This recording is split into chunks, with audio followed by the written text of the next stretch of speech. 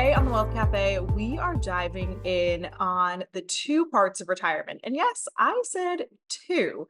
Now, this is something I want to take a step back and talk about because the evolution and the change of our retirement system, not only the way Social Security and pensions have worked, but just the fact of how long we spend in retirement has changed massively. And that's why we talk about these two different parts of retirement. A lot of the older generations, they didn't have this, right? We look at our parents and our grandparents, and for so many of them, they retired, they got the nice gold watch on their last day. Maybe their boss took them out for a lunch and they proceeded to live for only a few more years. We've had so many changes in terms of longevity, when we retire, how we want our retirement to look. And that's part cultural, part medical, all of these different things, financial. So that's really changed things. And that is why we have these two parts of retirement. It's no longer this you spend your entire life working, have a pretty short retirement, and hope to have a few good years before we unfortunately go off into the grand pastures, heaven, the big blue skies, whatever you believe.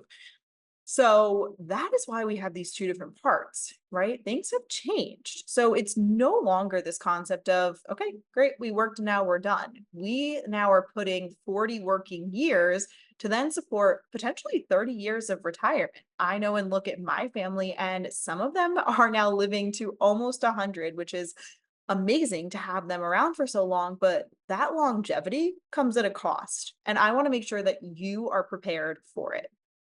So, as we've now discussed, retirement landscape has changed. So, we have these two parts. And I always sit down with clients on this because it can be hard to talk about, but we need to talk about and plan for it, right? That's my job as an advisor is to sit here and have some of the hard conversations. And this could be one of them. Part of it is fun, right? We have that first part of retirement that is going to look different for everybody, right? Some people can never imagine themselves retiring, want to work until, they can no longer work. Some people are in the middle. They're like, maybe I'd want to work part-time. I'd want to, consult or work at a library or volunteer. Other people are also, considering I want to take care of the grandkids and be around my family or go back and forth. The new thing of snowbirds has become real, where we have people who spend half the year in those colder months up here. I'm in the Northeast, so people will spend half of that time avoiding the snow. I don't blame them. Down in Florida, Arizona, Texas, you name it. And then they spend the other half of the year up here in the Northeast when they want to get away from that Florida heat. And with that has come a whole new set of financial changes. The last part of, the people who are deciding on retirement, so you might either be, I'm never going to retire, I'd love to part-time retire, or I see a third camp, which is if I could retire yesterday, I could. And the thing to know about the people who are in this third bracket of if I could retire yesterday, I could, is that you have to consider how many working years are then going to be supporting an even potentially longer retirement, right? It's no longer, okay, maybe I'm supporting 10, 20, 30 years. You could end up supporting more than half of your life. So this is something to really consider. So many people, we had the whole FIRE movement, financially independent, retire early, that broke out during the pandemic. And I think a key piece that people miss to that is you are saving so much during those working years, knowing you want to retire early to support the rest of that. So that's just to really cover the first part of retirement. And so, no matter what camp you're in, you need to think about what are things that you want to achieve or accomplish during that time. So, in that first part of retirement, you're probably healthy, right? Your mind is healthy, you're active. I've seen, people in their 70s and 80s running marathons better than me, but hey, it's amazing. They're traveling the world. They're going to see family and grandkids, and they're doing things that they might not have had to do during those working years. Well, those are significant costs we need to consider. We also need to consider in this first part of retirement, where do you plan on living? Are you going to be moving states? Are you going to downsize your home? Are you going to buy a second home or a boat? There's so many different moving pieces, but the big thing to first consider is when would you retire and what does that retirement look like? Like I said, there's people who will never fully retire. To be honest, I probably fall into that second camp of the person that could see themselves working part-time, whether it's volunteering at a library or doing some consulting work. I just foresee that And I will say in this category, you also have people who then have a lot of longevity, right? You're keeping your mind stimulated, you're active, you're social. And this then tends to lead, research has found, to longer lifespan. So, which is amazing. So many people want this longevity, but there is that financial cost to longevity. We then have this second part of retirement. And it's really interesting if you are sitting down with a financial planner, you may notice that they don't change in your retirement years. They don't necessarily change the amount of money that you are spending during those retirement years, no matter if it's the first half or the second half of retirement. And here's why. Typically, what we see happening, and especially with the way healthcare costs have skyrocketed since the pandemic, is you see this almost inflection or cross point, right? In the first half of retirement or first, 60, 70%, whatever it might be, as we know, all of our lives and situations are different.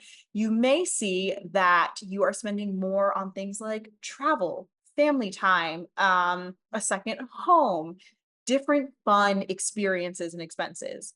However, this crossover happens because that gets replaced, right? You start spending less on these fun activities and things, and those costs and those expenses get replaced by medical costs. So, unfortunately, you have more medical bills. You have more transportation to and from doctor's appointments and hospitals, copays, deductibles, you name it. And also, too, depending on what type of healthcare you have, what type of long-term care planning you did, you might see all of these costs start to rise. So that's why we typically plan for this inflection point, right? Where your fun costs are slowly being replaced by healthcare costs. And that is what I call this second part of retirement. And no matter which category you picked, at some point, we unfortunately all hit that second point, right? Even if we are still working full time, going to an office, at some point we've reached where our bodies tell us it's time to physically retire. And by that, I mean, unfortunately, our healthcare begins to decline, and we see things like having to have more surgeries, taking on more medications, more doctor's visits, the whole kit and caboodle of them, right? It could be some combination of them. And so we end up having to need more care, whether it's an in home nurse or going to a facility. And so I also encourage you to think about what type of care you would want to have. And this landscape is going to change. This is a topic we are going to be covering in September is long-term care and how that landscape has changed. But I want you and encourage you to think about what does that end of life look like for you? Do you want an at-home nurse? Would you go to a nursing home facility? Would you want to be in your own home? And there's so many different options, and that's why I want to spend time talking about this in September because it really is so different and so much has changed and there's so many more options. So, the homework that I want to give to you is as you are thinking about these two parts of retirement, what does each one look like for you? And there is no one size fits all answer. And when you are building a financial plan, this is something to play around with, right? I always like to show clients and get a feel from them because this is personal. How would you feel if you worked an extra couple of years? Or, if you wanted to, could we see if you could retire early and we'll put that in and we can see how things shift and change.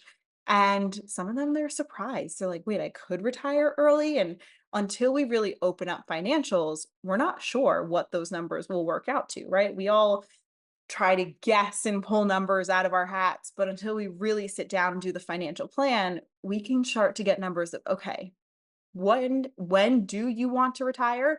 And also when can you retire? And what does that retirement look like? Keep in mind, these are conversations that you need to have with your loved ones as well. Understand their expectations of you. In my second book that comes out in November, we talk all about, doing a family financial plan and understanding, do your kids expect that you are going to be taking care of their kids? Do you even want to? That will also really impact how you want your first part of retirement to look like. Some people I also ask, there's been a really big shift in wanting to travel and fully experience life during their younger years, their 20s, their 30s, 40s, and 50s, and even into their 60s. And so I also then, when we're having those conversations, I say, okay, what are you willing, would you be willing to work longer if it means you could spend more money now and travel to these places while you're younger or buy a second home or send the kids to college, whatever it might be? Personal finance is personal. right? It's understanding, what does part one of retirement look like for you? What does part two of retirement look like for you? And I will say and leave you with this is that we all hit part two of retirement. It's not easy. It's not anything we want to think about, but the greatest gift that you can give somebody is doing this planning now and thinking about what you would want this life to look like rather than getting to that point where your body says, "Hey, it's time to retire." And then you have to make those decisions. So, like I said, we will be having this conversation throughout, on retirement and long term care throughout the rest of this summer and talking about long term care into September. And my goal with all this is to educate you so you can know what your options are and what you should be looking for, whether you work with me or another advisor, or if you manage your money on your own. What should you be looking for? What conversations do you need to be having with yourself, your loved ones, other friends and family around you? So that way you can be the best steward of your money and you can really focus on brewing up wealth. Thanks for watching this week's episode of The Wealth Cafe. Looking to learn more about financial planning and wealth management? Visit tanisfingroup.com to apply for an introductory call today.